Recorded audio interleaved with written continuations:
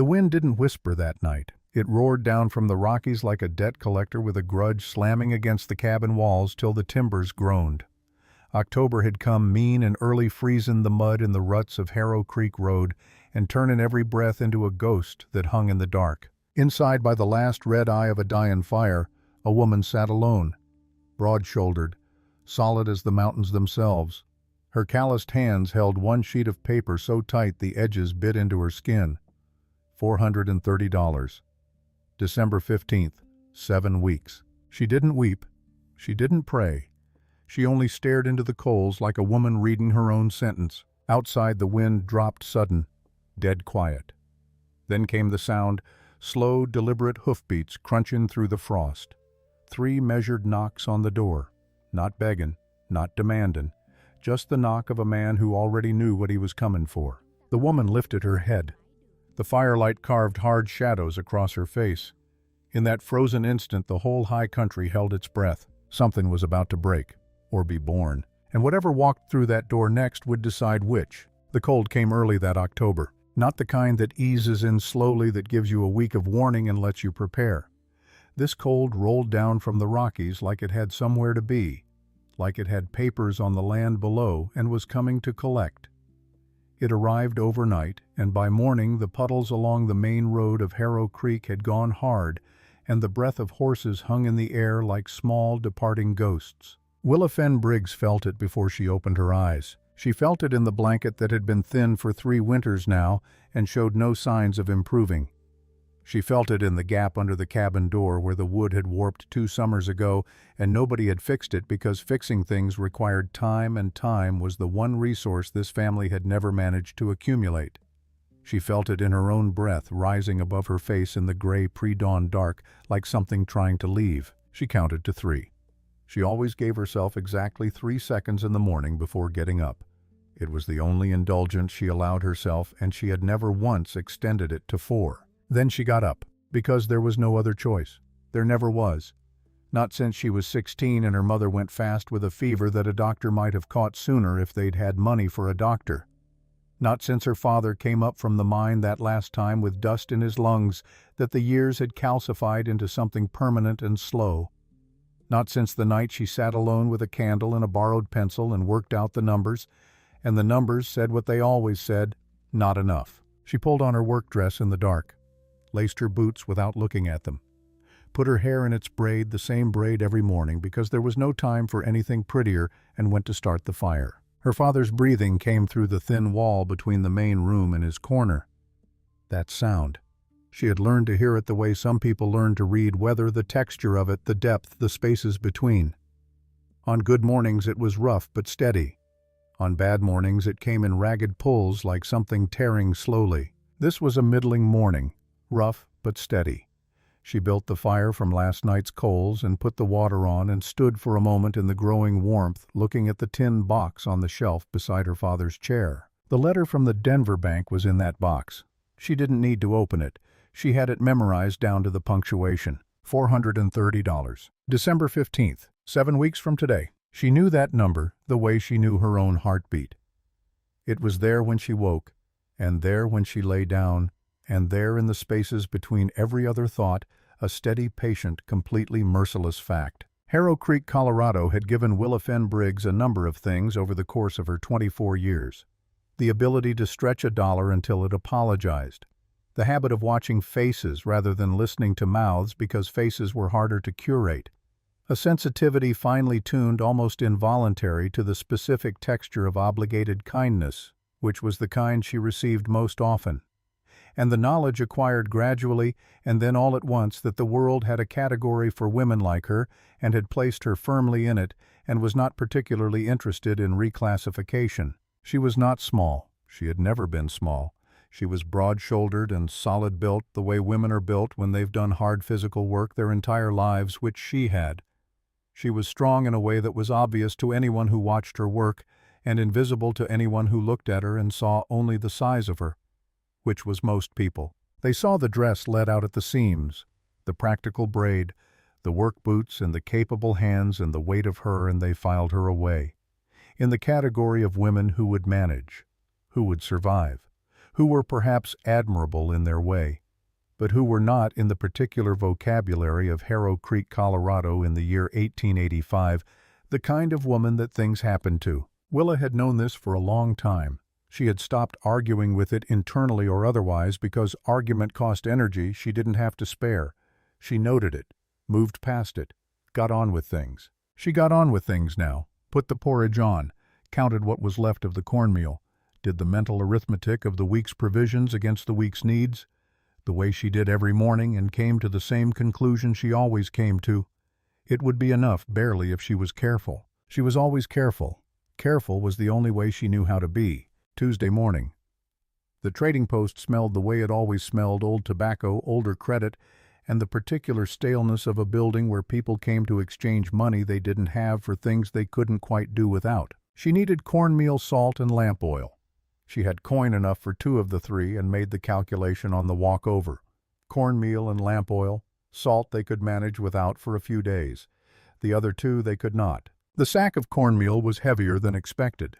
40 pounds at least, packed tight the way Horace always packed things, as though he'd taken a personal offense to the existence of airspace inside a sack. She was working it toward the door when someone stepped into her peripheral vision. Young. One of the Garrett boys, Tom or James, she could never keep them sorted. "You need a hand with that." She didn't look up. "No? You sure that looks—" I said no. He stepped back. She felt the relief come off him like heat off summer stone. He had offered because the social obligation required it, not because he wanted to. There was a specific texture to that kind of help, a hovering, a held breath, a hope that you'd say no and release them. Willa had spent her whole life learning to feel that texture, had developed a sensitivity to it, the way some people developed a sensitivity to change in barometric pressure. She got the sack to the door, set it against the frame, breathed once, then picked it up and carried it the rest of the way to the wagon without stopping. Behind her something was said, low, then a short laugh. She didn't turn, didn't need to. She loaded the sack, climbed up, and drove home through the cold morning. Walt Briggs was sitting up when she got back. That was a good sign. Some mornings he couldn't manage it. He was 58 years old and looked considerably older. 20 years in the mines had done things to his lungs that time and fresh air could not undo. He breathed like something slowly crumpling. On bad nights, the sound came through the cabin walls, and Willa would lie in her corner counting his inhales, measuring the space between them, making sure the spaces didn't grow too long. His eyes were still sharp. That was the cruelest part, in a way his mind completely intact, understanding his situation with perfect clarity, unable to protect himself from that understanding. He watched her unload from the doorway. "The bank letter came again," he said. "I know." "Willa." "I know, Papa." She carried the cornmeal inside and set it against the wall and started the fire from last night's coals. The letter sat in its tin box by his chair. She didn't open it. Every word was already in her. $430. December 15th, 7 weeks. Denny appeared from the back room. He was 9 years old and had his grandfather's eyes, sharp and dark and seeing everything. His hair was wild and one boot was unlaced as always. "Is there porridge?" "There will be." "Can I have extra?" "There isn't extra." He absorbed this without complaint. 9 years old and already fluent in the language of not enough. "Mama Sutton says Papa's cough was worse yesterday," he said, reporting, not lamenting, the tone of a child who has lived with something long enough to stop being frightened by it and started being matter-of-fact. "I know. She says he needs the medicine from Denny." She turned from the fire and looked at him, gentle but final. The look that meant, "I know, and I have no solution to give you, so please stop opening the door to the room where I keep that fact. Go find your sister. Breakfast in 20 minutes. He went. She put on the water. That evening, Walt tried to apologize. He did this more and more as the weeks went by, as if the diminishing of his body was making room for all the guilt he'd stored up, and it was filling the space and needing somewhere to go. He sat by the fire with the bank letter, turning it over and over. "I've been thinking," he said, "about Harlan Dodd." "No. He has land, he's steady, he's 47 and he smells like the south end of his mule, Papa." "No." Walt was quiet. Outside, the wind moved through the pines and found the cabin's gaps and came through them, all of them, because there were many, and the fire leaned. "There aren't many roads left," he said, not cruelly, just honestly, the way very sick people are honest because they've run out of time for the alternatives. "I know," Willa said. She kept mending the shirt in her lap. This was the third time she'd mended it. The fabric at the elbows was nearly translucent. Soon there would be nothing left to stitch the patches to. She knew. She had always known. The arithmetic of their lives had never been complicated. There just wasn't enough, had never been enough, and the options were narrowing the way a canyon narrows gradually, and then all at once until there was one path and the walls on either side were too steep to climb. What she did not know was that the last option had already saddled his horse, was already on the road, would arrive at her door in the dark before the week was out. Clara was 11 years old and conducted her life as though the natural world was a continuous and endlessly interesting scientific exhibition mounted specifically for her benefit. She talked to everything: beetles, fence posts, the creek in spring when it ran high, the clouds when they moved in formations she found particularly noteworthy. Willa had found this unsettling when Clara was smaller and had gradually arrived at a kind of peace with it. At least someone in this household was having a pleasant conversation. Clara had their mother's eyes dark and careful, seeing things other people walked past. She noticed which neighbor's fence had leaned a little more this month.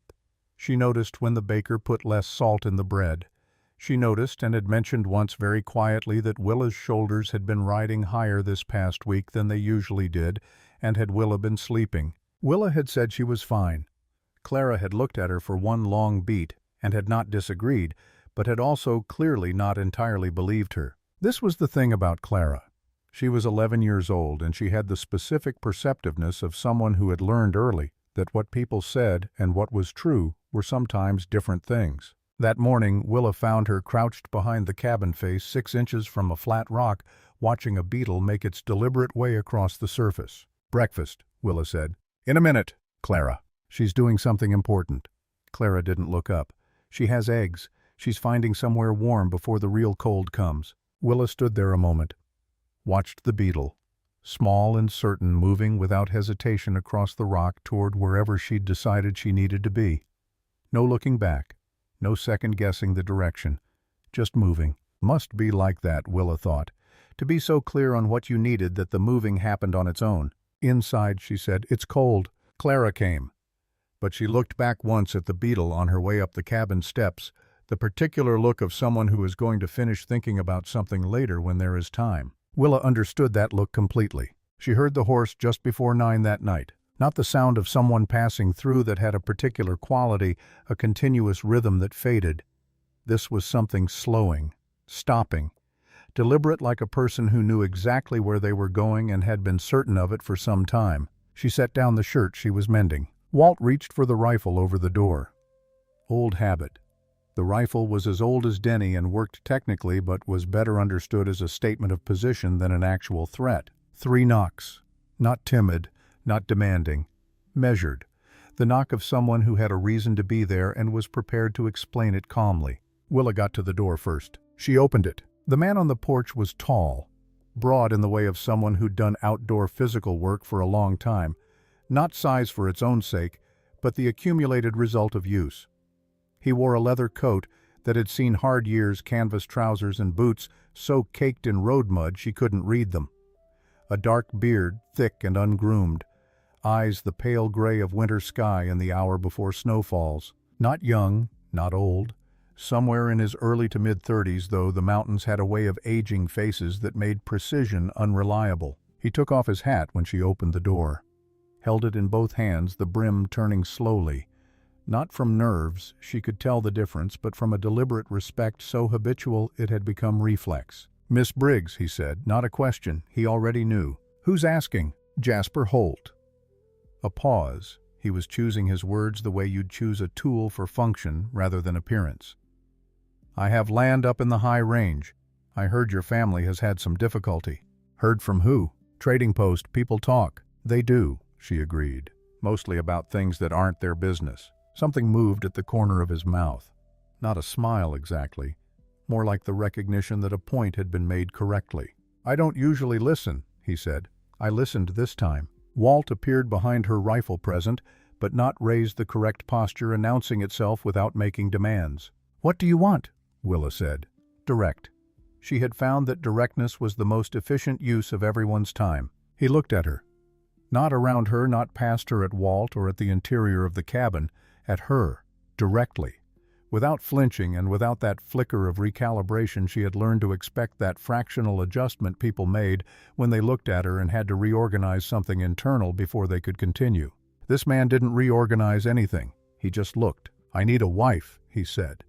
"And I believe you need a solution to a very specific kind of trouble." He came inside because Walt stepped back and made room. He sat in the chair by the fire like a man who knew how to take up the right amount of space. Not too much. Not an apology for himself, just exactly what the situation required. He kept his hat in his hands and spoke plainly. He had land in the high range, ran cattle in summer, spent winters maintaining the property and preparing for the following year. He was 34. He had been married once before. He said this plainly without fishing for sympathy or making it bigger than it was, and his wife had died of fever 2 winters past. He needed someone practical, someone who understood cold mornings and hard work, and the particular quality of silence that comes from living far from neighbors. In exchange for coming to him as his wife, he would settle the debt with the Denver bank, the full amount before December 15th. He would also send food and firewood enough to keep the cabin and the family through the winter and into spring. He laid it out like a man presenting facts, not making a pitch. Which was, Willa supposed, what it was, the facts of what he needed and the facts of what he was prepared to provide. The fire crackled. From the corner of her eye she could see Denny's face at the top of the ladder to the sleeping loft, chin in hands, watching with the absolute attention of a child who has been told specifically not to eavesdrop and has interpreted this instruction loosely. "You don't know me," she said. "I know enough." What is enough? He considered it. Actually considered it the way a person considers something when the answer matters to them and they're not willing to give a careless one. "I was at the county fair in July," he said. "Your sister Clara, she was almost knocked down by a man coming out of the beer tent. He was moving fast, not watching. You stepped in front of her." He looked at the hat in his hands. "You didn't calculate it. You didn't think about how it looked. You just moved."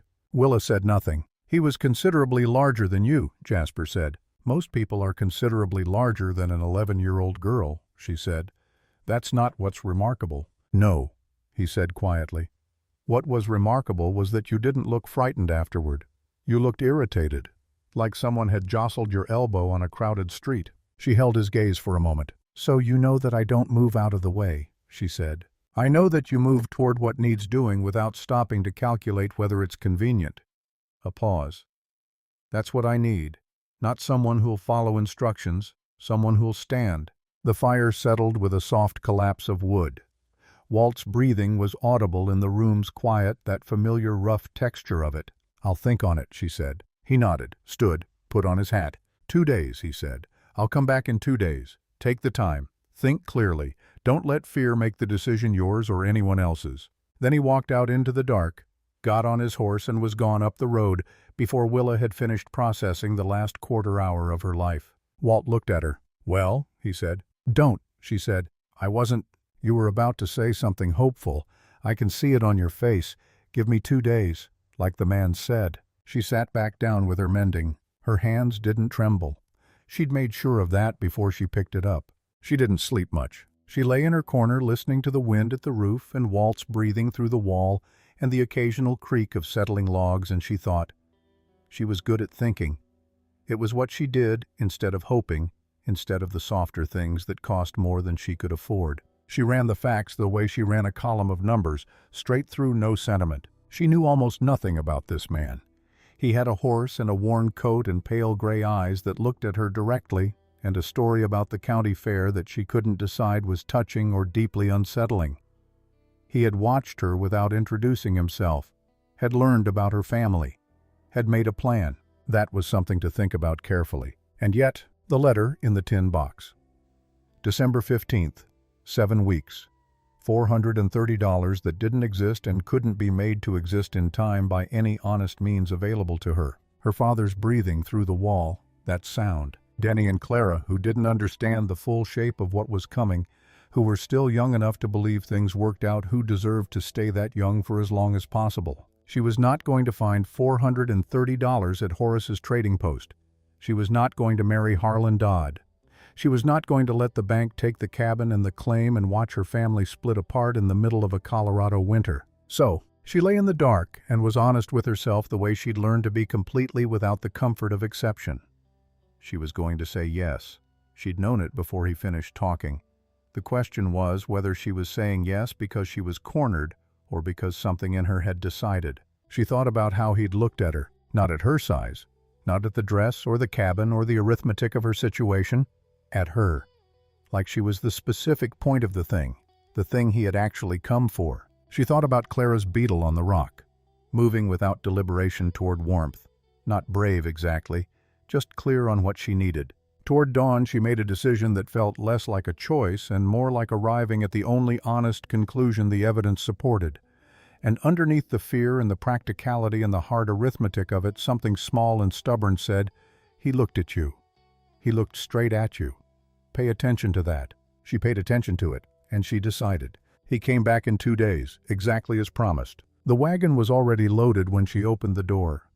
2 horses, dark bay and strong, nothing like the rented animals that passed through Harrow Creek. Crates in the wagon bed secured with knots that were even and tight and very deliberate. She noted the knots. They were the knots of someone who cared about not losing things. He stood in the cold morning with his hat in both hands and waited. Just waited, giving her the space to arrive at her own moment without rushing it. "I'm going," she said. He nodded once, a nod that understood the weight of those words and didn't try to reduce it. She had one bag. She had said goodbye to Walt privately in the few minutes before dawn when the house was still sleeping, had stood beside his chair and held his hand and said the things that needed saying without making them bigger than the moment could hold. She had held Denny by the shoulders and told him to mind Mrs. Sutton and to keep his pockets free of livestock. She had let Clara hold on to her for a long time, the way Clara held on to things she wasn't ready to let go of completely, without self-consciousness, with the whole of herself. She had not let herself cry. She had decided that before the day started, and she held to it. She walked to the wagon, climbed up onto the wooden seat without help. The cold came through her coat immediately. Jasper climbed up onto the other side, gathered the reins, clicked his tongue. The wagon moved. She did not look back. She knew her father was in the doorway, could feel the particular weight of his watching, and she knew that if she turned and saw his face, she might not be able to go. And if she didn't go, the bank would take everything before Christmas, and her family would have nothing, and all his shame would have been for something worse than this. She faced forward, the road, the trees. The mountains ahead, pale and enormous in the morning light far away, and patient and completely indifferent to the smallness of what was happening below them. She faced forward and went. The first day was mostly flat road and steady grade. Cold but manageable, the dry kind, the kind that doesn't soak in. The horses moved with the quiet purpose of good animals who knew the route. They didn't talk much. The silence between them was not uncomfortable, just what it was, 2 people who didn't know each other well enough to feel quiet naturally sensible enough not to try. He offered food at midday. Dried meat and bread, better bread than she'd been eating. She ate without ceremony, and he did the same. No performance, no attempt to be charming. She appreciated that more than she'd have expected. The second day was harder. The road narrowed. Dense timber closed in the trunks, dark and close, the sky reduced to a strip of blue directly above. The wagon lurched and jolted over root and rock, and Willa held the seat with both hands and watched him work the reins. She noticed things. She couldn't help it. Noticing things was a survival mechanism built over years of needing to read situations accurately before they became problems. And what she noticed about Jasper Holt built up slowly, detail by detail, into a picture that required explanation. His boots. She kept returning to his boots. Under the mud that caked them heavily, she could see when it cracked as he stepped down to handle the horses around a difficult section, the construction underneath. Tight stitching, good leather. The stitching alone was expensive. Not new money, but old money, the kind of quality built to last a decade. The kind you bought once and kept. The way he handled the reins, like a man managing something that was his. Not carefully, the way you manage something borrowed, but with the casual authority of ownership. Easy, unthought. And when he looked up at the ridgeline, which he did often systematically scanning rock and tree line, his shoulders had a particular quality. Not vigilance, something more like the posture of a man checking on property. surveying. She thought about that. The third morning she stopped accumulating observations and spoke. "You're not poor," she said. Not a question. She'd learned that questions gave people room to maneuver. He was quiet for exactly 1 beat too long. "What makes you say that?" he said. "Your boots. The stitching cost more than my father's mule. I can see it through the mud when it cracks. The way you hold the reins like a man who owns good stock and is used to better roads than this. The crates in the back that you've mentioned exactly nothing about, which a genuinely poor man would have explained by now because poor men keep track of everything they own." She paused. "And the way you look at the ridge line, like you're checking on something." He turned and looked at her. Something moved in those pale gray eyes. Not guilt exactly, but the expression of a man recalibrating quickly after discovering he has underestimated someone. "Some things," he said carefully, "make more sense when they're seen than when they're described." "That's not an answer." "No, it isn't." She held his gaze. He held hers back, didn't look away, didn't redirect to the road. "I'll find out," she said, "whatever it is." "Yes," he said quietly, "you will." The third day the land changed. Heavy pine gave way to aspen, white-barked bare at this time of year, their empty branches making fine dark patterns against a pale sky. Then the aspen gave way to open rockstone pushing through the thin soil like something old insisting on being remembered. The wind sharpened. It carried altitude in it now and intent. Willa's cheeks went numb. Her fingers inside her gloves became blunt and unreliable. She pulled her shawl closer and thought about Clara's beetle making its quiet certain way toward warmth, and wished she had even a small portion of that particular confidence. They came to the pass in the late afternoon. 2 walls of pale stone rising on either side, the space between them narrow enough that the wagon cleared the rock by inches. The horses picked through carefully. Above the sky between the stone walls was deep, cold blue. Jasper drew the team to a stop just before they cleared the gap, sat there without moving, without speaking, looking at the open space ahead with an expression she hadn't seen on him before, a bracing tightening the look of someone preparing for a specific kind of consequence. "Something wrong," she said. "No," still looking forward. "Just on the other side of this, things will be different than you're expecting." "Different how?" He turned to her, and in those pale gray eyes she saw what 3 days of careful observation had not shown her: fear. Not the fear of bad roads or difficult weather, personal fear. The kind that lives in the chest and is about something that matters. "Different in a way I should have told you about before we left," he said. "I'm sorry I didn't." The first time he'd used her name. It landed differently than she expected. She opened her mouth to ask him to explain. He clicked to the horses. The wagon rolled forward through the pass before she could speak. The stone walls fell away on either side and the valley opened below them. All at once, not gradually all at once the way a secret comes out. It was wide and deep and hidden, cupped completely by the slopes around it. A river ran through the center, taking the late afternoon light in pieces and holding them. Meadows spread between the stands of timber, still holding color this close to winter. Everything very still. The kind of stillness that doesn't feel empty, that feels deliberate, protected, chosen. It was the most beautiful thing Willa had ever seen. And then she saw the house. Not a cabin, not a homestead. A house. 2 full stories of heavy log and pale Colorado stone. Broad porches wrapping both levels. Tall windows returning the last light in amber flashes. 5 chimneys, she counted them twice, with smoke lifting from 3. Outbuildings spread across the valley floor in orderly arrangement. Barns, sheds, fenced pasture with good straight fence lines. A long, low building that was probably quarters for workers. A gravel drive ran from the front steps of the house to the road where they now sat. On those front steps several people stood waiting. Willa's mind went down to essentials the way it did when there was simply too much arriving at once. This is not the home of a poor man. This is not the home of any kind of poor man. This is the home of someone with money. Real money. Old or new doesn't matter. "What is happening?" She started. "The valley is called Aldrave Valley," he said.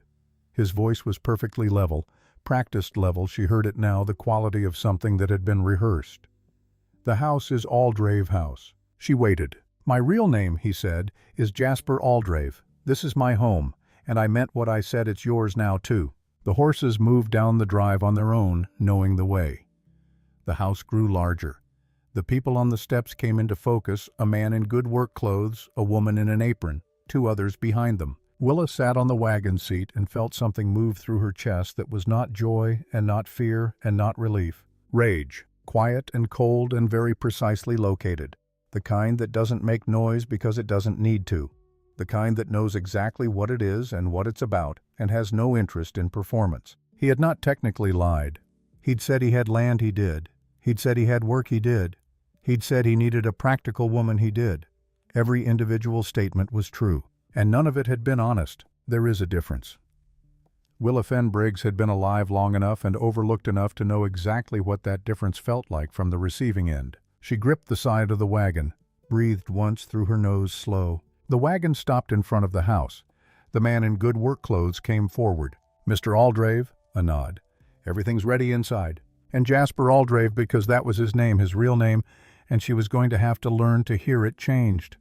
Not dramatically. Just settled into himself differently.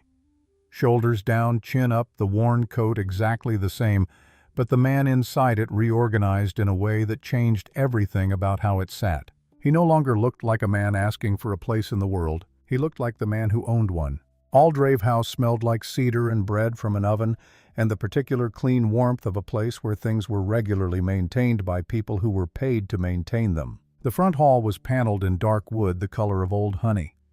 The great room beyond held a stone fireplace burning steady and high at its far end. Rugs so thick Willa's boots made no sound on the floor. Furniture built by craftsmen. Paintings between the tall windows, mountains and rivers and valley scenes that she realized after a moment depicted this valley in different seasons. Someone had loved this place enough to have it painted over and over. She walked in slowly. She was careful not to touch anything. Her hands knew rough boards and chipped tin and the splintered handle of a garden hoe. This was so far from any of that, so completely far that she felt like a person who had wandered into someone else's story and was waiting to be noticed and redirected to her own. A woman in a white apron brought tea on a tray. Real porcelain.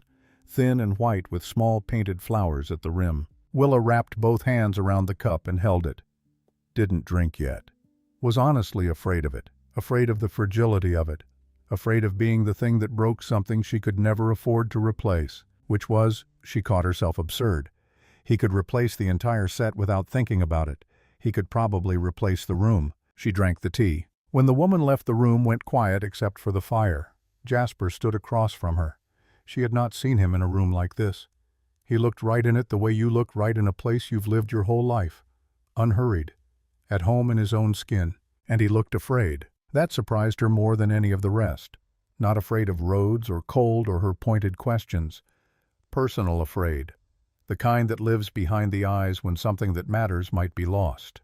"There are things I didn't tell you," he said. "I want to explain them now." She set down the cup. "Yes," she said. "You do." He talked. She listened.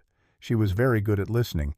It was one of the things she did instead of the softer skills she'd never had time to develop. His father, Garrett Aldrave, had built the Aldrave Timber Company across 30 years. Forests and mills in this valley assembled piece by piece by a man who knew exactly what he wanted and never stopped moving toward it. When Garrett died 4 years ago, everything had passed to Jasper. Land Mills Company House. The name, and with the name everything attached to it. In Denver, Aldrave meant money. And money meant that every face turned toward him was already calculating something before it finished turning. Women in drawing rooms whose smiles reached their mouths but not their eyes. Men at dinners who wanted contracts, access, favors. His father's associates who saw a young man in an established position and thought the position was negotiable.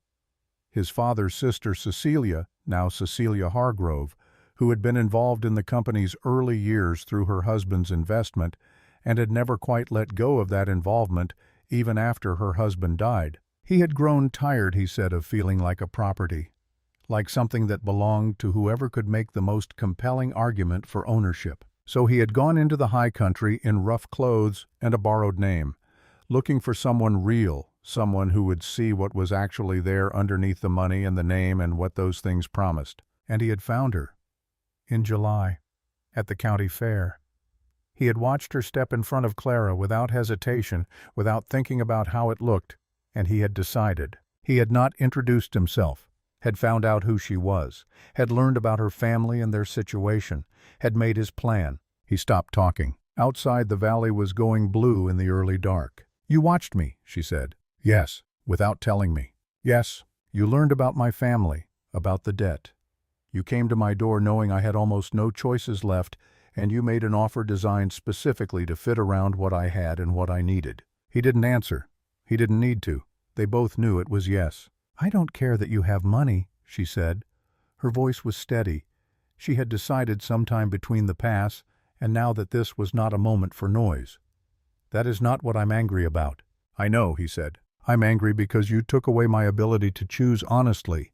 You arranged everything, the information I had, the options available to me, the timing, so that there was really only one move I could make. And then you stood back and told yourself I'd made it freely." He was quiet for a long moment. "Yes," he said finally, "that is exactly what I did." He held the truth of that. Didn't qualify it. Didn't reach for something to make it smaller. Just held it and kept looking at her, which was the right thing to do. Which didn't make it all right. But it was the right thing. "I need some air," she said. She went out onto the porch. The valley had gone dark except for the peaks which held a last strip of pale gold. The river caught what light was left and kept it. She stood and breathed. The air at this altitude was different, thinner, cleaner. It made you feel the inside of your lungs. She breathed it deliberately. Let it be real. She was not going to leave. She had made a choice, and she would live inside it. She was not a person who cut and ran from what she'd decided she'd learned too young, what that kind of inconstancy cost. But she was angry, and the anger was not about punishment, it was about honesty. Because if anything between them was going to be real, it needed to begin from truth, not his careful arrangements, actual truth. She heard his footsteps on the boards behind her. "Are you going to do this again?" she said before he could speak. "Make decisions about my life and present me with the results." He thought about it, didn't answer until he'd checked himself. "No," he said. "Then we start from here. Whatever this is, we build it from here. Both of us in the room when the decisions are made." Something shifted in his face. Something that had been held shut for a long time, opening the smallest amount. "All right," he said. The last light left the peaks. The valley went dark and still, just the sound of the river and the wind somewhere above in the pines. Willa Fenn Briggs stood on the porch of Aldrave House and understood for the first time clearly the full weight of what she'd entered. She didn't know about Cecilia yet, didn't know about Roland Fitch or the documents in the library or the particular way power moved in the world of men who owned timber companies and conducted business in Denver drawing rooms. She knew one thing, solid and hers. She was not going to shrink for this place. She was not going to become less of herself to fit inside it. She was going to take up the space she took up, and whatever came next would have to make room. The first morning at Aldrave House, Willa woke before the sun. Old habit. Unbreakable. Her body didn't know how to sleep past the first gray light no matter what kind of bed it was in, and this bed was well. It was something else entirely. Soft in a way she had no real reference for, warm all the way through the warmth of good wool and down not the thin, desperate warmth of a body trying to make an insufficient blanket work. She lay still for 3 seconds. Then she got up, because some habits aren't about necessity. They're about who you are. The house was different in the early morning, less imposing when no one was moving through it with purpose and authority. She dressed in her own clothes, plain wool, washed so many times the color had gone soft and gentle, and walked the halls in her stockinged feet, learning the place the way she learned everything by direct examination. Which stair creaked, which window let in draft, where the cold collected in corners. She found the kitchen by smell. A cook named Berta was already at work, a solid woman around 50 with hands like Willa's own, work-shaped, practical. Berta looked at her, at the plain dress and unbraided hair and bare feet. "Coffee's on," she said. "Neutral, neither warm nor cold, informational." "Thank you," Willa said. She poured her own cup and sat at the work table rather than going to the dining room because the dining room had 8 chairs and sitting at the head of a table with 8 chairs. When you were one person felt like a bad joke about yourself. Berta said nothing about this, kept working. After perhaps 15 minutes she set a plate of biscuits on the table between them, without comment, without looking at Willa. Willa ate one. "Good," she said. Berta's expression shifted by approximately 3 degrees in a direction that might have been satisfaction. It was, Willa decided later, the beginning of a workable understanding. Jasper found her outside after breakfast, inspecting the outbuildings. "You're up early," he said. "I'm always up early." "I know. I wasn't sure if—" "I don't change because the bed is different." She looked at him. "Is that a problem?" "No," he said, "not even slightly." He walked with her. Through the barn, 8 horses, well-kept good animals. Through the equipment shed, along the fence line. He talked as they walked, not because she asked, but because he understood she thought that information was what she needed right now, more than comfort or reassurance or anything softer. The timber operation ran from 3 sites in the upper valley. Seasonal crews. The mill was 2 miles north along the river. Cattle in the summer meadows. A smaller year-round crew for maintenance and supply. "And the school," Willa said. He stopped. "What?" "Small building east of the workers' quarters. Chalkboard visible through the window." "Yes?" Something in his face softened, the specific softening of someone who actually cares about a thing and is being asked about it unexpectedly. "Workers' children. 7 students last season. A teacher from Denver. She stayed through spring. And this season. No teacher yet." Willa filed that away, said nothing, kept walking. The days found a rhythm. Not quickly, not naturally, but the way rhythms always find themselves through repetition and adjustment and the slow weight of shared hours. She learned which houseman ran the inside of Aldrave House with systematic precision, and that the best way to earn his respect was to treat him like a person rather than a fixture. She started asking questions about wages, about the workers' housing, about the draft in the west-facing quarters that had apparently been reported and not addressed for 2 winters. Jasper answered everything, without deflection, without managing what she was given access to. He had not misled her since the first night, or rather, since the night the truth had been required of him. He hadn't withheld anything she asked about. That wasn't the same as full transparency, but it was something. It was a man trying. She noticed him trying. She didn't say so. But she noticed. On the 5th day, she asked about the timber practices, specifically whether the current cutting rotation gave the slopes above the river enough time to regenerate before the next crew moved through. He told her honestly, not always. Not as consistently as it should. She asked why.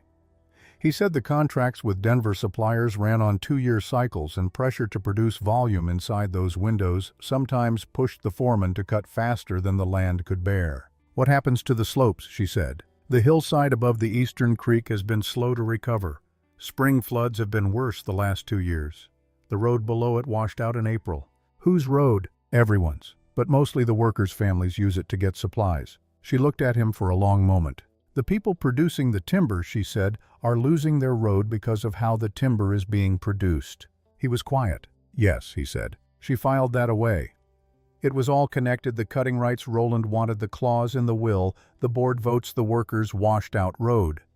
One thing seen from several angles, and the people who paid most for it had the least say in how it worked. She understood that pattern in her bones. The evenings were the strangest part. They would sit after dinner on opposite sides of the great room fireplace, him with company papers and correspondence, her with books from the library, a real library. 3 walls of books that she had stood in front of the first time, with her heart doing something embarrassing. And the fire would burn, and the valley would go quiet outside, and it would feel in those moments almost like something, which unsettled her. She was not supposed to be comfortable yet. She was supposed to still be angry, and she was underneath. She hadn't forgotten. But comfort crept in around the edges of anger the way water finds stone.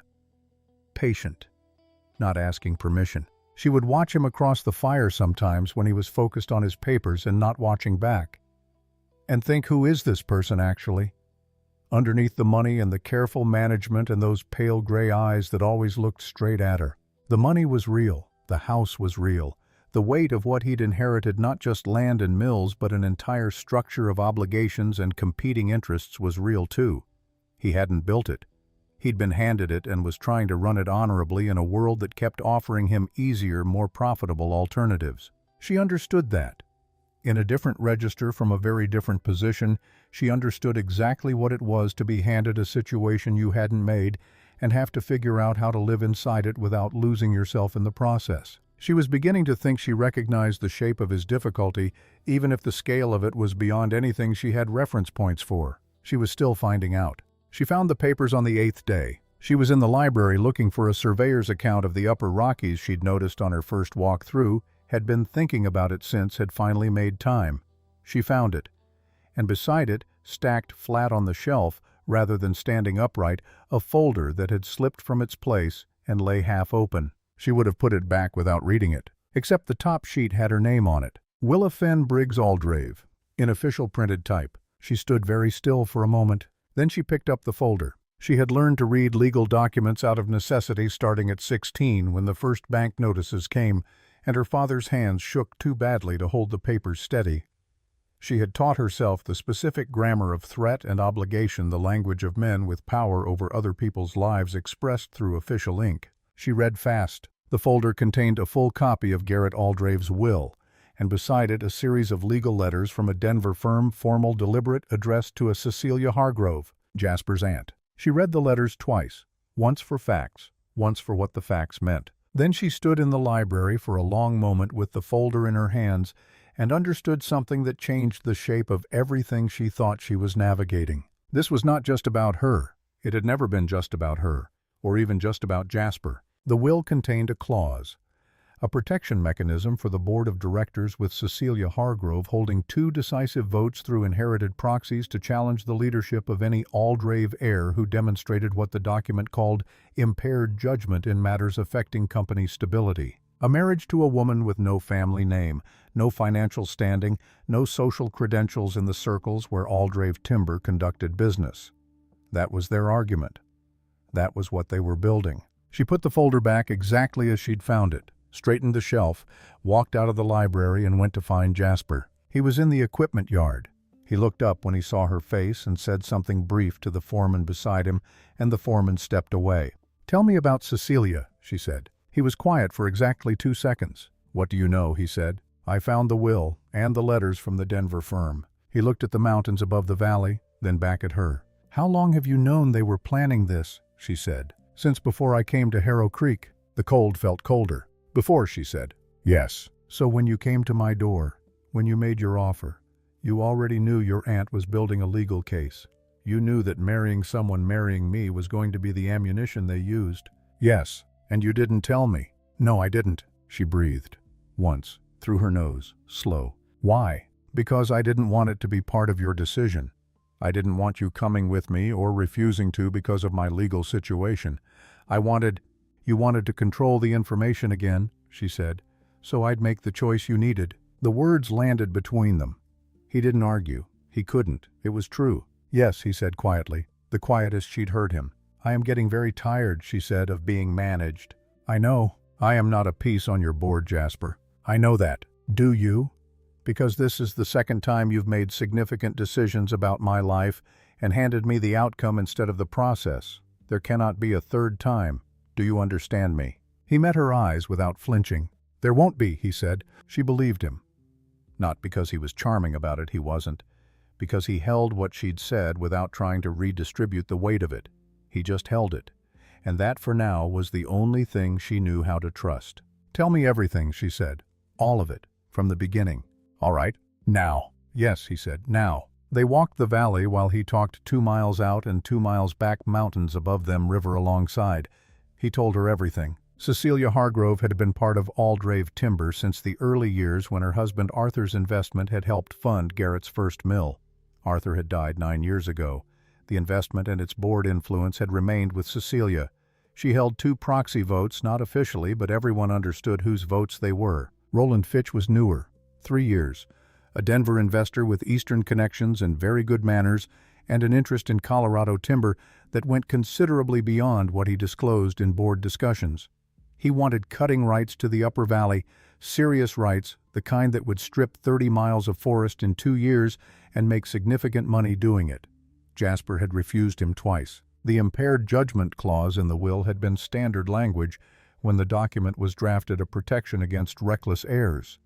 Cecilia and Roland had found it and spent over a year consulting legal counsel about how to activate it. Their argument: Jasper had gone into the mountains in disguise, had married a woman with no name, no money, no fitness for the role, had demonstrated exactly the kind of judgment the clause was designed to address. "And if they succeed," Willa said. She knew the answer. She wanted to hear him say it. "They get controlling interest. Fitch gets his cutting rights. The upper valley gets stripped. He looked at the timber line above the meadow.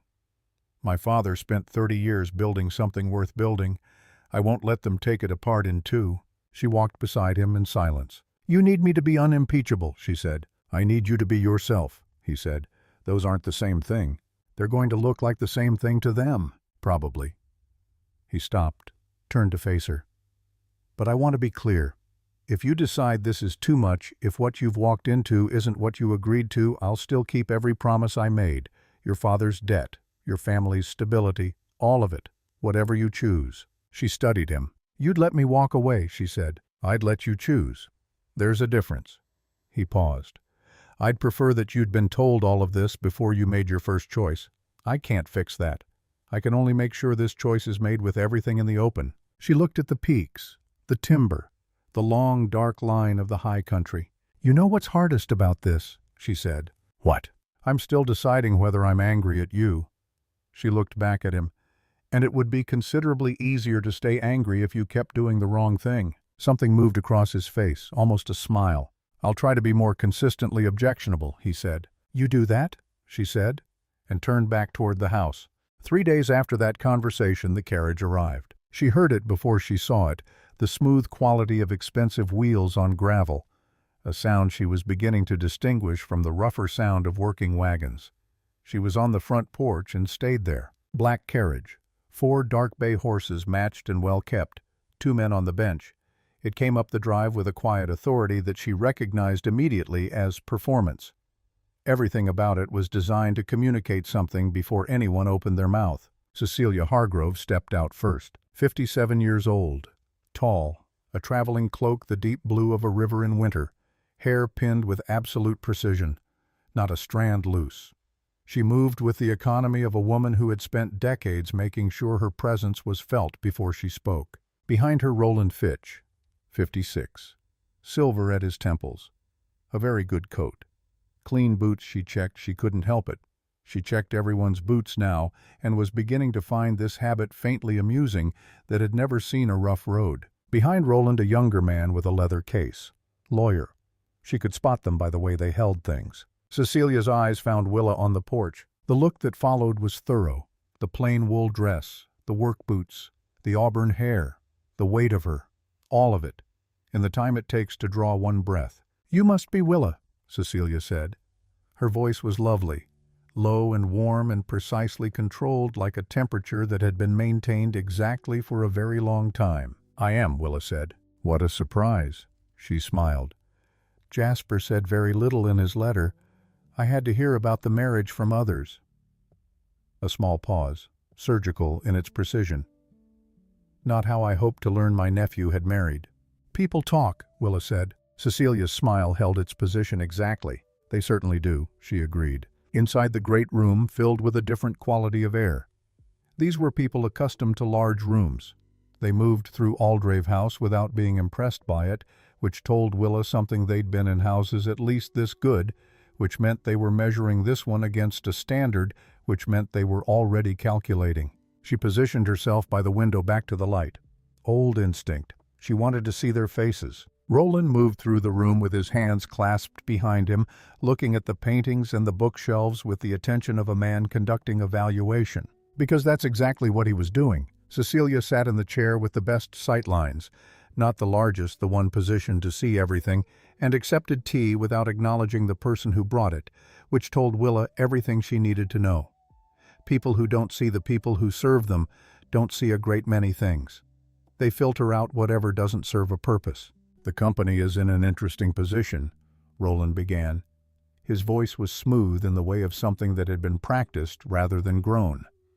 The opportunities we've discussed previously, the opportunities haven't changed since I last declined them, Jasper said. The climate has, Roland, quiet, final.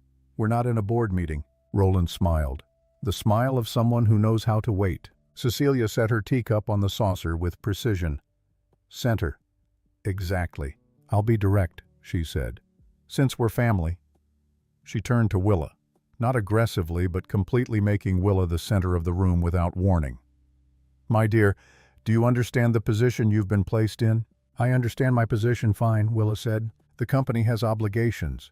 social ones as much as financial. Cecilia's tone stayed warm, perfectly consistently warm, like a fire that never fluctuates. The investors Jasper works with, the officials he needs access to, they have expectations. Not cruel ones. Simply realities. A woman in his position requires a certain kind of foundation, family name, social education, an understanding of how things function in particular rooms. She tilted her head slightly. You are clearly a capable woman, clearly strong, but one kind of strength doesn't always translate. Willa looked at her, then at Roland, then at the lawyer with his case examining a painting he had no interest in. That's kind of you to say, Willa said. Clearly. Cecilia blinked, once, just slightly. We only want what's best for Jasper, Roland said, stepping in smoothly. Of course, Willa said, and she smiled. Because sometimes the most useful thing is to smile and be quiet and let other people fill the silence with whatever they're carrying. After Cecilia and Roland retired to their guest rooms and the house went quiet, Willa sat in the library with the will in her lap. She had asked Jasper for it directly after dinner. He had given it to her without hesitation or question, which meant he understood why she wanted it, which meant he was paying attention in the right direction. She read the whole document, every clause. She was looking for what Roland had carefully not mentioned in the drawing room, the thing he'd worked around in his smooth, measured voice, the thing Cecilia had left unspoken beneath her warm, careful words. She found it on page 11. The impaired judgment clause was there, yes, clear and usable. But running alongside it, drafted with equal legal weight, was something else entirely. A mechanism. A path.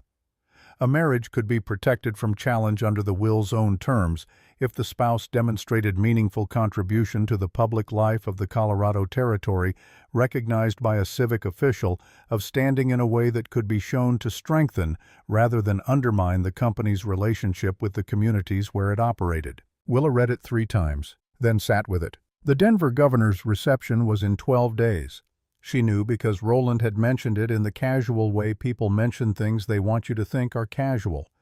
Every person of importance in the territory would be there. It was not just a social occasion. It was the stage where this particular drama was going to be performed. Roland and Cecilia intended to use it as the moment of public exposure, the moment they revealed the legal challenge in front of everyone who mattered. She closed the will. She sat in the quiet library with the fire burning low and the valley silent outside, and understood something with perfect clarity. Page 11 was a weapon, and she had exactly the right hands for it. She told Jasper the next morning, outside in the frost before the house was fully awake. I'm going to Denver with you, she said. You don't have to, Jasper. She used his name the way she'd started using it with weight, deliberately. Read the will again. Page 11, the second clause. The one Roland didn't mention. I've read the will. Did you read that clause? He was quiet. Yes, he said. And I didn't want to ask you to. You're not asking me. I'm deciding. You said you understood the difference. Understand it now. He held her gaze. All right, he said. Tell me everything about the reception. Who matters? What Roland is planning. When he's planning it. She pulled her coat against the morning cold. I need to know the ground before I walk onto it. And Jasper Aldrave, who had spent weeks managing information, arranging things, making decisions in rooms where Willa wasn't present, looked at his wife in the frost light of a November morning and did something that was harder for him than any road he'd ridden. He started talking, and he didn't stop until she had everything. The next 12 days were preparation. A seamstress named Ruth came up from town and worked in Willa's room for 3 days straight. Small woman. Said very little, listened carefully. Professional or curious, probably some of both. The dress they built together was green, deep forest green, the color of the pines after rain, because Willa had said plainly that she was not going to wear the pale colors that Denver drawing rooms favored. Pale was not the right word for anything she was trying to say. Ruth had looked at her for a moment, then pulled out a bolt of silk the color of the high country in summer and held it up. Yes, Willa said. That. The cut was simple. Nothing that would catch in a doorway or require help to manage or make it hard to breathe. She needed to move freely, stand freely, think without distraction. Ruth understood. She made the dress accordingly. In the evenings, Jasper went over the company papers with her. The actual papers, ledgers, contracts, correspondence, the whole shape of Aldrave timber. He explained without condescension, asked questions as often as he answered them. When she pointed out something she didn't understand, he explained it. When she pointed out something she thought was wrong, he listened. Once she found a discrepancy in the mill supply figures. He looked at it for a long moment. "I've been over these numbers for 3 weeks," he said. "I've been reading debt notices since I was 16, she said. "You learn to see wrong numbers fast when they carry consequences." He had it corrected by morning. Ruth had made one observation on the second day of fitting that Willa had not forgotten. They were working on the line of the bodice, adjusting for Willa's actual shape rather than the shape a dress of this kind usually assumed, and Ruth had said, without looking up from her pins, "Most women I fit in Denver, they want the dress to make them look smaller. They want it to do work, hide things." Willa had waited. "You want to be able to breathe," Ruth said. "That's different." It was different. It was exactly the point, though Willa hadn't articulated it that way before hearing it. She didn't want the dress to do work for her. She wanted the dress to stay out of the way while she did her own work. She wanted to be able to stand in a room without the fabric making demands on her attention, without tugging, without restricting, without requiring her to think about it. She wanted to just be able to be there, in the room, without apology and without armor. Which was, she was beginning to understand, the only way she had ever actually known how to show up anywhere. The night before they left, she stood on the porch. The valley was perfectly still. River invisible but audible, its patient, continuous sound. Mountains as dark shapes against stars so numerous they seemed to crowd each other. She'd been here 3 weeks, 21 days since she'd left Harrow Creek with one bag and a decision made by a guttering candle. She thought about Walt, whether his breathing had eased any, whether Denny had kept his pockets clear of things that moved on their own, whether Clara had started a new project of scientific observation. She thought about Denver and what waited in it. Not fear exactly. The particular sensation of standing before something large with only yourself as resource. No name, no history, no social credentials. Just everything she was, which the world had spent her entire life telling her was not quite sufficient for the room she needed to enter. She breathed the mountain air, let it fill her completely. She heard the door open. Jasper's footsteps. She knew them now, had learned them the way you learn the sounds of a place you're beginning to belong to. "We leave at dawn," he said. "I know." He stood beside her, looking at the same dark valley, the same stars. "I want to tell you something," he said. She waited. "At the fair in July, when you stepped in front of Clara." He stopped, started again. "I have spent my entire adult life in rooms full of people performing, calculating advantage, saying what needs to be said to get what needs to be gotten. I had forgotten, genuinely forgotten, that people existed who just did the thing that needed doing, without calculation, without performing it." A pause. "I needed to be reminded that those people were real." She looked at the dark peaks. "That's considerable weight to put on one moment," she said. "Maybe," he said, "but it was the right moment." She was quiet for a bit. "Jasper." "Yes. When Denver is behind us, when all of this is settled, we're going to have a real conversation about how things work between us, about decisions and information and who knows what and when." She looked at him. "Agreed." "Agreed," he said. "Good." She looked back at the stars. "Get some sleep." She stayed on the porch after he went in.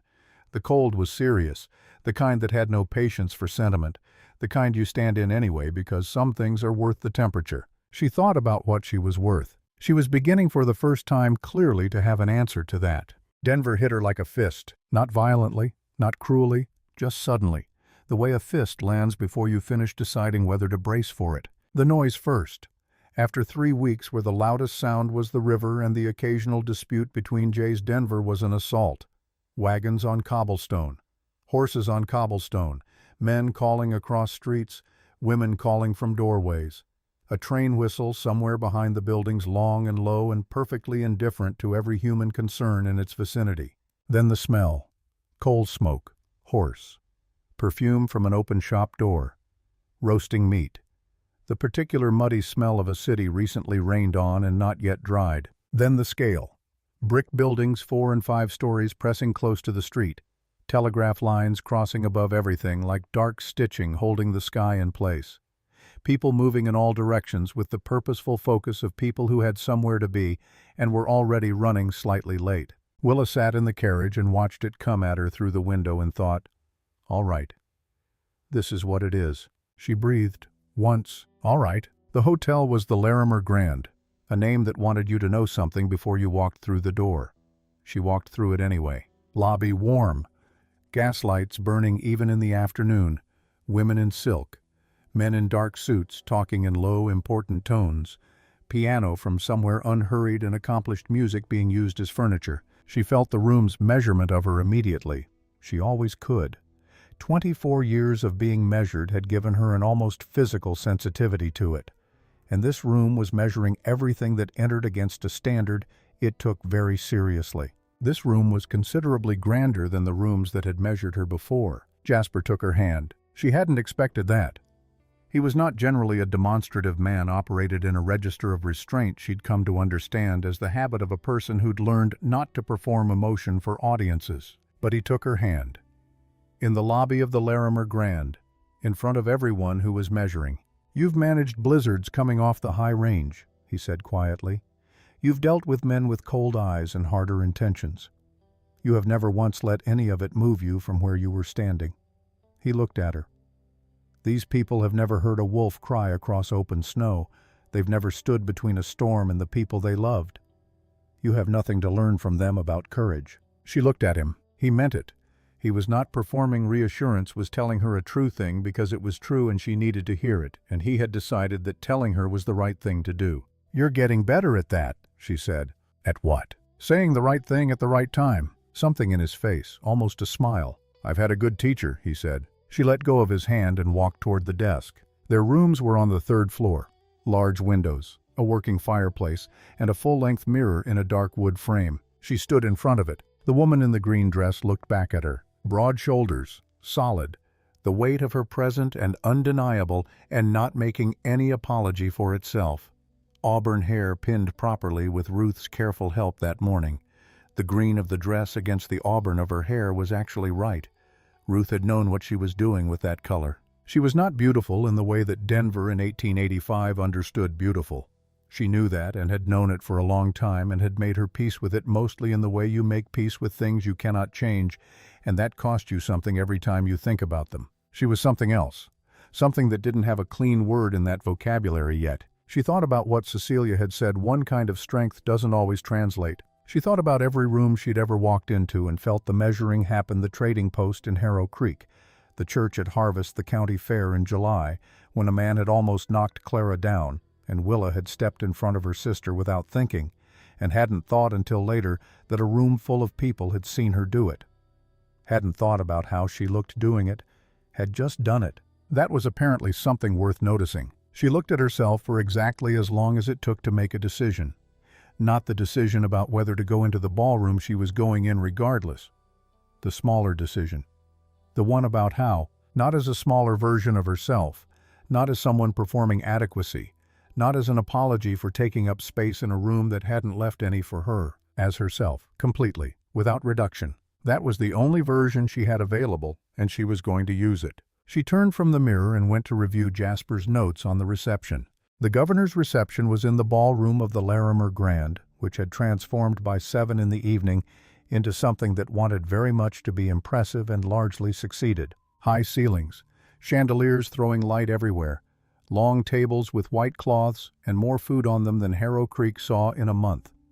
Women in colors she didn't have names for, deep rose and pale gold, and a blue-gray that existed somewhere between sky and stone. Men in black, which at least simplified things for them. The noise of many important conversations conducted simultaneously, the sound of the room where things were decided. She stood with Jasper in the corridor outside and felt the music coming through the closed doors. A waltz. The kind of music designed to give people something to do with their bodies while their mouths did the real work. She thought about page 11, about Roland Fitch's eyes moving across the rooms of Aldrave House, calculating, about Cecilia's voice warm and controlled as a banked fire saying one kind of strength doesn't always translate. She was going to translate it, right now, in that room. The doorman found their names on his list. "Mr. and Mrs. Aldrave," he said, and opened the doors. The ballroom found them immediately. That word Aldrave moved through the room the way a stone moves through still water. Rings spreading outward, eyes turning.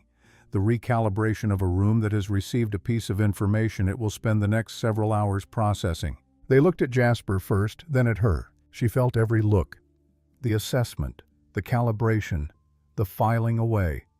She had felt this kind of looking her whole life, and had spent her whole life making herself smaller in response to it, looking away first, taking up less space, letting the judgment land without meeting it. Not tonight. She lifted her chin, not aggressively, not making a statement, just straightening into herself, occupying exactly the height she was, taking up exactly the space she took up and not 1 inch less. She walked into that room on Jasper Aldrave's arm and she looked back. The first 20 minutes were navigation. Men moved toward Jasper with outstretched hands and easy first names, the casualness of familiarity that hadn't quite been earned. Their eyes moved to Willa. Quick, practiced. The look that's doing work but doesn't want to be seen doing it. She met every one of them, steadily, without performance. Just looking back the same quality of attention she'd given to the boot stitching on a wagon seat 3 weeks ago. Some looked away quickly. Some held it. One older man, gray-haired, with the weathered look of someone who'd actually worked outdoors, rather than just supervised people who held her gaze for a full beat and nodded. Slightly. Like he'd seen something he recognized and found worth acknowledging. She filed that away. Cecilia was already positioned near the governor's circle. Red silk tonight, not traveling blue. Red that moved with her like it understood its assignment.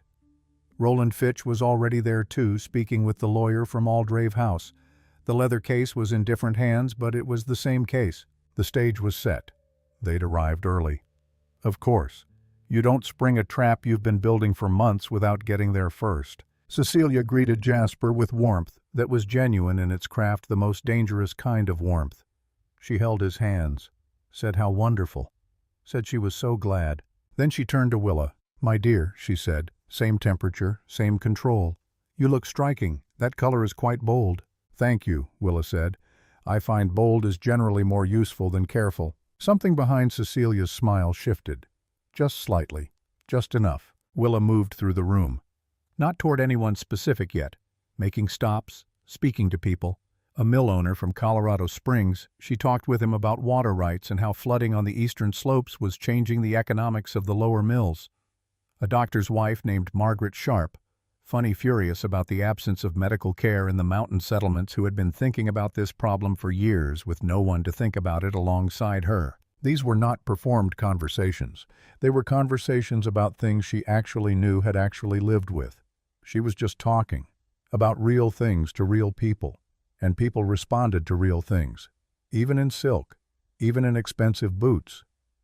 Underneath the performance of importance, people were still people, and they were interested in truth when they encountered it, because in rooms like this they encountered it so rarely. When she finally reached the governor's circle, Margaret touched the governor's arm and said quietly, "Silas, you should hear what this woman has been saying." Governor Silas Hartwell turned. He was 62, broad-chested with a white mustache and eyes that had spent decades distinguishing what people meant from what they said. He looked at Willa the way the gray-haired man across the room had looked at her, like he was seeing something he recognized. "Mrs. Aldrave," he said. "Governor," she said. "Tell me," he said, "what have you been saying?" She talked for 11 minutes. She knew because she'd been watching the ballroom clock.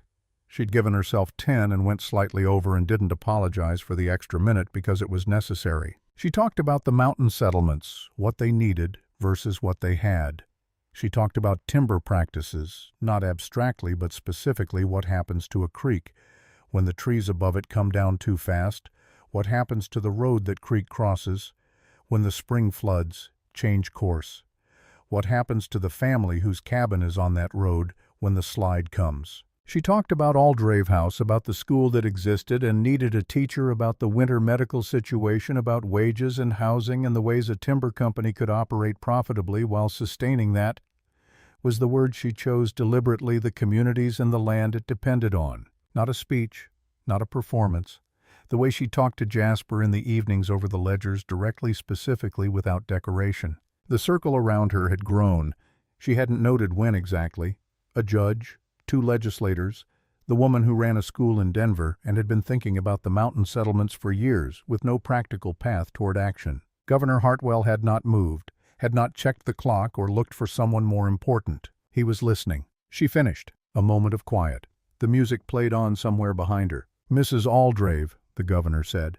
For 2 years the territory has needed exactly this, someone who knows the high country from the inside rather than from a survey report or a policy brief. He looked at her directly. Would you be willing to serve as an advisor on mountain settlement matters, formally appointed, unpaid? I'm afraid the territorial budget, but a real position with real access. Willa looked at him. She thought about page 11. She thought about Roland Fitch's eyes moving through Aldrave House. She thought about Cecilia's voice. One kind of strength doesn't always translate. Yes, she said, I would.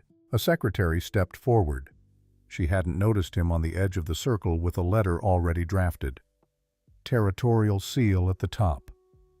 The governor had apparently been considering this for some time and had come tonight prepared to offer it to the right person. Her hand trembled once as she took the pen. Once only. Then it held. She signed her name in the careful, deliberate strokes she'd been using since she was 12 years old, writing supply lists by lamplight. Willa Fenn Briggs Aldrave. There it was. She felt Roland Fitch before she saw him, the pressure of someone moving through a crowd with intent, arriving near her with an agenda.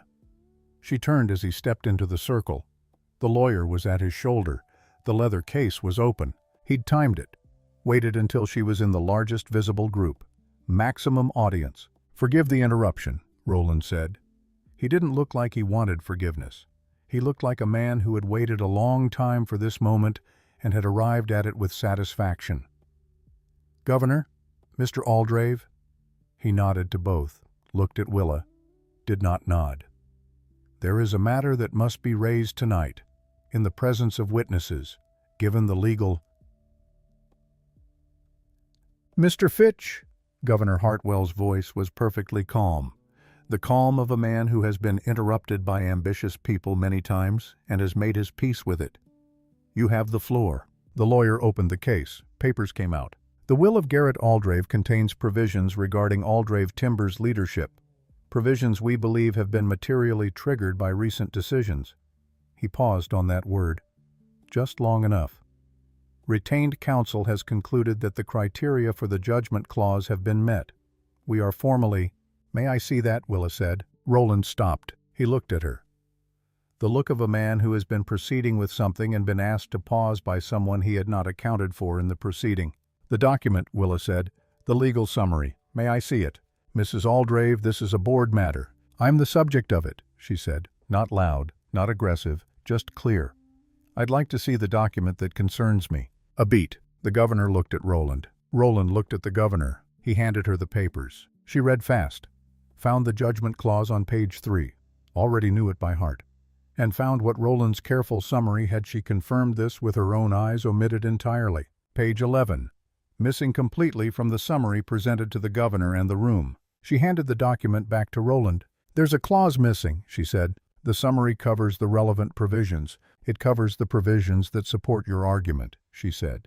There is another provision in the original will that your summary doesn't address, the one on page 11, concerning the conditions under which a marriage is protected from challenge rather than subject to it. She turned to the governor's secretary. The Territorial Archive would have a copy of the will on record, she said, filed when the company registered in Colorado.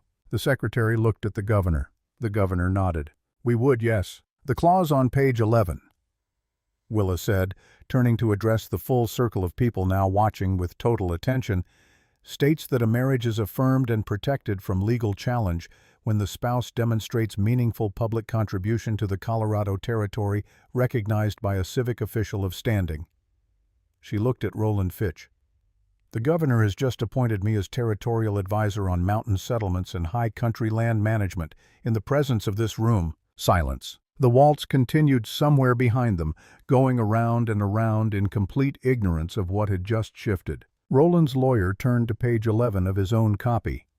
Read it. His expression, which had been composed and professional, did something complicated. That is, he started. That is the clause, Willa said, exactly as written. The lawyer looked at Roland. Roland looked at the document. The document looked back with its official ink and its complete indifference to his plans. Governor Hartwell cleared his throat. The gentle, deliberate clearing of a powerful man who wants everyone in the room to pay attention. The matter Mr. Fitch has raised, he said, appears to be settled under the will's own terms. The appointment stands. The marriage is affirmed. He looked at Roland with the eyes of a man who has watched ambitious people overreach many times. "Is there anything else requiring attention tonight?" Roland Fitch opened his mouth, closed it, opened it, closed it. He picked up his papers, handed them to the lawyer, turned and walked back into the crowd. Not quickly, not dramatically, just away the controlled exit of a man who has identified a strategic retreat and is executing it. The lawyer followed. The circle around Willa quietly exhaled. From across the room, the gray-haired man with the weathered face who had nodded at her earlier, came the sound of two hands clapping, slow and deliberate, and one of the legislators joined him, then Margaret, the doctor's wife, then someone else. Governor Hartwell did not clap. He was too dignified for that. But he looked at Willa Fenbriggs Aldrave with something in his expression she had not often seen in the faces of powerful men. Respect, simple and genuine. "Welcome to the territory's business," he said. She found the balcony 20 minutes later. Not looking for Cecilia, just needing air. Real air, not the warm, perfumed air of the ballroom that was beginning to feel complicated. She went through the glass doors and found the knight, and Cecilia was already there, standing at the railing, looking out over Denver's lights, alone. The red silk very still. Willa almost turned around. Didn't. She went to the railing, stood beside her, looked out at the same lights, gas lamps and windows, and the dark shapes of buildings against a sky that was never quite dark this close to the city. Neither of them spoke for a while. "Well," Cecilia said finally. Her voice was different. Not the warm, controlled voice of the great room. Quieter. The voice of someone who is not performing because there's no one left to perform for. "Well," Willa agreed. More silence. "You read the will more carefully than Roland did," Cecilia said. "I've been reading documents that determined the shape of my family's life since I was 16, Willa said. "You learn to read carefully when you can't afford to miss anything." Cecilia's hands on the railing, the rings on her fingers catching the light from the ballroom behind them. "I want to tell you something," Willa said. Cecilia didn't answer, didn't leave. "I'm not your enemy," Willa said. "I know that's an odd thing to say tonight, but I mean it. You've just dismantled 2 years of legal work. I know. You've cost Roland Fitch a significant investment. I know that too. And you're telling me you're not my enemy. I'm telling you what's true." Willa turned to look at her. Cecilia kept facing the city, but she was listening. Willa could feel it. "You're not doing this because you dislike me. You're doing it because you're afraid. You're afraid Jasper is going to make a decision that costs him everything the way someone else's decision once cost you something. I don't know the details, but I recognize the shape of it." The city below was busy and lit and had no opinion on any of this. Cecilia's hands shifted on the railing, the smallest adjustment. "My brother," she said finally, very quietly. "Garrett." Willa waited. "He married a woman once, before Jasper's mother. A woman who had nearly ended the company, nearly ended him. He recovered." She stopped. "Barely. I watched him almost not come back from it, and I have watched Jasper his whole life for the same blind spots, the same patterns." "And you saw them in me," Willa said. "I saw someone who came from nothing, with nothing, exactly the way she did." And a long silence. "And perhaps," Cecilia said slowly, carefully, "I have been looking so hard for the pattern that I couldn't see the difference." It was not an apology, but it was a door. The smallest crack of light under a door that had been closed for a very long time. Willa did not push it. She just acknowledged it was there. "Jasper needs people who are honest with him," she said. "Not people who manage him for his own good without telling him they're doing it. He has enough of that." She looked at the city lights. "He could use an aunt who tells him the truth, if that's something she's willing to be." A very long silence. Then Cecilia turned. First time she'd looked directly at Willa, not assessing, not measuring, just looking. "You are not what I expected," she said. "No," Willa agreed. "I don't imagine I am." Cecilia straightened. The red silk settled. She looked at the city once more and then went back inside. Not with the sharp, controlled exit she'd made from Aldrave House, just back inside, the door swinging behind her. Willa stayed at the railing. The cold came in off the mountains. Even here, even in the city, you could feel them at night. The cold rolling down from the high country was its own particular thing, and she recognized it now. It felt in this moment familiar. It felt like something she was beginning to belong to. Jasper came through the balcony door. He handed her a glass of something amber without asking whether she wanted it, and stood beside her looking at the same city. "Roland's gone," he said. "I know. You read page 11? I read all the pages, the night I found the folder. When I gave you the will after dinner, I already knew what was in it. I just wanted my own copy to take to Denver. He was quiet a moment. Then very quietly he laughed. Low and genuine, surprised by itself, the laugh of something that came out before he could decide whether to permit it. You told me on the first day, he said, on the road up. You implied there were things to figure out. I said I'd figure them out. I generally mean what I say. I've noticed, he said. They stood in the cold together. The ballroom noise came through the glass behind them, muffled and warm. Willa, he said. She waited. I need to say something, and I need you to hear it as something I've worked out carefully, not something I'm saying because the moment calls for it. All right. He turned to face her. She turned to face him. 2 feet of cold Denver night between them. I planned things without your knowledge. Twice. I arranged what information you had so you'd make the choices I needed, and I told myself both times that I was doing it with good intentions. He held her gaze. Steady. Good intentions don't make it right. I was managing you, and you are not a person who should be managed. No person should be managed. She looked at him. I know what it cost you to walk into this, he said. Your family, your home, your life handed to a stranger on incomplete information I deliberately kept incomplete. I'm sorry. Not because things turned out badly, they didn't. Because you deserved the full truth from the beginning, and I decided my plan was more important than your right to it. That was wrong. It would have been wrong regardless of how any of this turned out. The cold moved between them. She breathed it in. This was the thing she'd needed. Not justification, not good intentions presented as sufficient. The truth held clearly without armor, without trying to make it smaller than it was. I know, she said. I know you know. I'm saying it out loud because some things need to be said. She looked at him for a long moment. This man who had come to her door in the dark with a plan that was well-intentioned and wrong, and had led her here to this balcony, to this city, to a role she hadn't known she was capable of filling. From here, she said. That's what I told you the first night. We build from here, both of us knowing what we're building. Yes, he said. I mean it now the same as I meant it then. I know you do. Good. She turned back to the city. Then stop apologizing and figure out how we're getting a teacher to that school before January. I want someone in place before the worst of winter. He was quiet for a moment. Then that laugh again. Low, real, a little startled by itself. Yes, he said. All right. They rode back to Aldrave Valley 3 days later. The road climbed out of Denver into the foothills and then higher into the country that didn't apologize for itself. The pines came back in. The air changed thinner, sharper, honest in the way that mountain air is always honest. Willa watched the city disappear behind them and felt something in her chest unknot that she hadn't entirely known was knotted. The valley appeared when they came through the pass, same as always.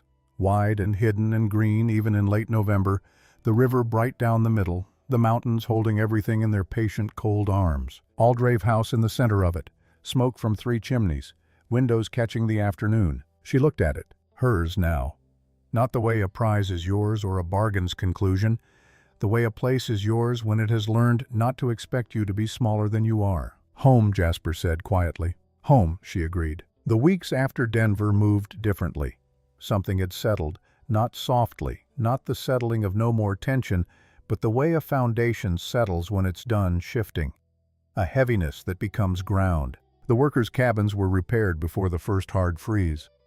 Willa had made the list herself and told Jasper to give it to the foreman with authority to act on it, not to review it first. He did. By the end of November, the worst drafts were sealed. A teacher was found. A woman named Orpha Finch from Boulder, who had been teaching in a city school and wanted something different.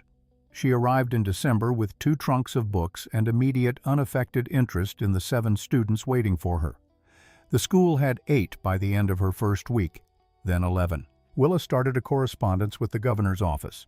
Regular letters, specific observations, a creek crossing needing reinforcement before spring, a settlement 2 valleys east with no access to medical care, a family of 4 who had lost their cabin roof in an early storm. Small things, practical things, real things, which was the only kind of thing she had ever known how to do. She also began work on something larger.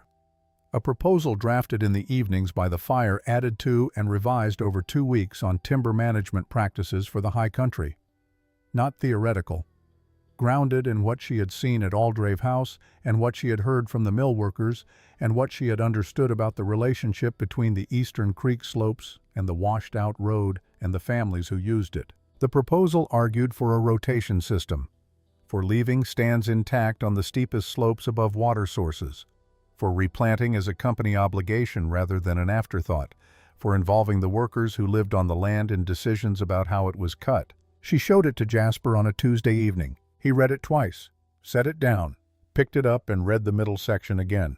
"This is good," he said. "I know," she said. "Can we implement it?" "Parts of it. The contract cycle with the Denver suppliers would need renegotiating." "Then renegotiate." He looked at her. "Some of them will walk," he said. "Then find suppliers who won't." She looked back at him steadily. "Your father built this company in 30 years. You have time to build it differently. The question is whether you want to." He was quiet for a long moment. "Yes," he said finally, "I do." She nodded, took the proposal back, made 3 more notes in the margin. They worked until the fire burned low. A letter came from Cecilia in early December. Single page, formal hand. Not warm, but no longer the temperature of a weapon either. She had spoken with Roland Fitch. The Eastern investors had been informed that the cutting rights proposal was withdrawn. There would be no further legal action concerning the will. At the bottom, in slightly different ink added after a pause, she hoped to visit in the spring if welcome. She had some of Garrett's papers Jasper might want. She had been thinking about what Willa had said on the balcony. She did not say what conclusions she'd reached, but she had been thinking. Willa set the letter on the table. She wrote back that spring was welcome. That was all. But it was enough. Some doors don't need to be thrown open immediately. They just need to be left unlocked so the person on the other side can decide when they're ready to come through. Christmas came to Aldrave Valley quiet and cold and full. Her father came up from Harrow Creek with Denny and Clara on December 22nd. Willa rode out to meet them on the road. Saw them before they saw her, the wagon coming through the lower pines, Walt sitting straight on the bench in his good coat, Clara's red scarf bright in the gray morning air, Denny's hat already at its characteristic angle, regardless of how it had been placed. She sat her horse at the edge of the road and watched them come. Walt saw her first. His face did the thing she'd been afraid to see in the cabin doorway that October morning when she hadn't looked back. But here on this road in this light with the valley behind her and the mountains above, she could see it without it breaking her. Proud. Underneath everything else, the cough and the shame and the years of not enough, he was proud of her. He had always been.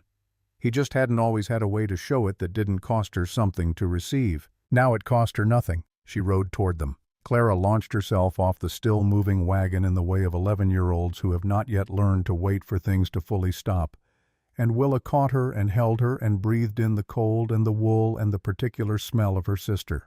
"I found 23 beetles since you left," Clara said into her shoulder. "Tell me about every single one," Willa said, starting with the most interesting, starting with the first. Denny hung back with the dignified restraint of a 9-year-old who considered himself too old for launched hugs but was clearly fighting the impulse. Willa held out her arm and he came into it and held on briefly, and then stepped back and put his hat right and looked around at the valley with the expression of someone making a professional assessment. "That's a big barn," he said. "It is," she agreed. "Do they need any help with it? I'll put in a word." Walt was last. He climbed down from the wagon with the careful economy of a man managing diminished reserves and stood in the cold road looking at her. She went to him, held him carefully the way you hold something you love that has become fragile.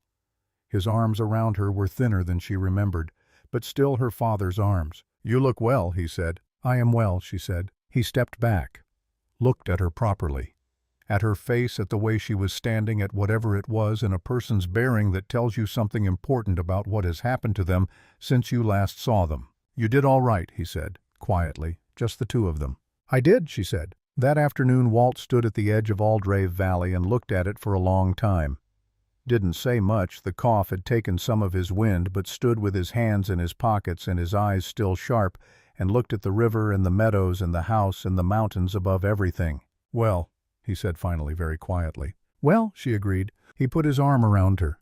It was thinner than it used to be, but it was her father's arm, and she leaned into it the way she had leaned into it as a small child when the world was still something that happened to other people, and this arm was the border of everything safe.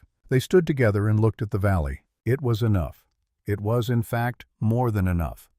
It was everything she had not known she was moving toward when she made a decision in the dark with a guttering candle and a family that needed her, and a thin, desperate hope that the man at her door had looked at her straight for a reason. That night after dinner, after Denny had been persuaded that the barn's nocturnal inhabitants did not require investigation, and Clara had fallen asleep upright in her chair, in the committed way of children fighting sleep and losing, and Walt had gone to the warmest guest room with his breathing slower. Up here she'd noticed the mountain air doing something the valley couldn't. After all of that, Willa stood on the front porch of Aldrave House. Alone. Just a moment, just long enough. The valley was completely still. The river made its patient, continuous sound. Stars out in full, the high-altitude kind that crowds the dark, more of them than seems reasonable, more than the sky can comfortably hold, pushing against each other in their abundance. She thought about every pair of eyes that had looked at her over the course of her 24 years.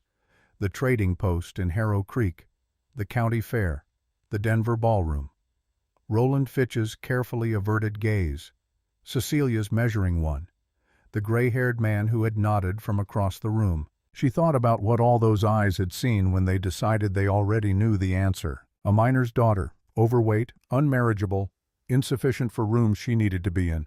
And she thought about what was actually true. She had walked into every one of those rooms. She had not shrunk. She had not waited for permission to take up the space she occupied. She had just been herself, completely without reduction, and was still standing. The mountains were dark against the stars. Patient. Enormous. Completely unimpressed by anyone's opinion of them. They had been here long before any human assessment of worth, and they would be here long after, and they had their own idea about what mattered, and it had nothing to do with the size of a woman's dress, or the name of her family, or whether she knew which fork to use at a Denver dinner. She understood that. She had always understood it. She had just needed somewhere large enough for it to make sense. The door opened behind her. Jasper. She knew his footsteps the way she now knew the sound of this valley, the river, and the wind in the high pines, and the particular creak of the third stair, and the sound of Denny eating breakfast fast, and the sound of Clara talking to things that didn't answer, and the sound of her father's breathing slower here, easier in the mountain air. She knew the sounds of a life that was against considerable odds hers. He stood beside her. The right distance. He'd gotten good at that. They looked at the valley together. "The school needs more firewood before the end of the month," she said. "I want to talk to the foreman in the morning." "All right. And I have a letter to write to Hartwell's office about the Eastern Settlement. I want to see it myself in spring before I advise on anything. I'll come with you." "You don't have to." "I know." He looked at her sideways. "I want to, if that's allowed." She considered. "It's allowed," she said. The cold had come in earnest now. The serious kind. The kind that means business and has no patience for sentiment or hesitation. She stood in it anyway. Because some things are worth the cold.